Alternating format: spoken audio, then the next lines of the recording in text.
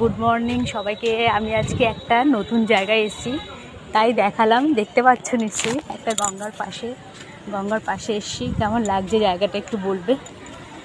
সবাইকে শুভ সকালে সবাইকে শুভ সকালে শুভেচ্ছা রইল। তোমরা সবাই ভালো থাকো, আর আমি ভালো থাকার জন্যই তো এই গঙ্গার পাশে আসলাম, একটু ভালো থাকার জন্য। জায়গাটাও এত সুন্দর, আর আমার বাড়ি থেকে এই জায়গাটা অনেকটা দূর মানে তাও 20-25 টাকা টোটো ভাড়া লাগে। বাড়ি থেকে বেরোনোর সময় যদি সবাইকে বলি যে আমি আজকে ওই জায়গাটায় হাঁটতে যাবো, তাহলে কেউ আসতে দেবে না, সবাই বাধা দেবে, সব রকম দিক দিয়ে বাধা দেবে। তাই কাউকেই বলিনি।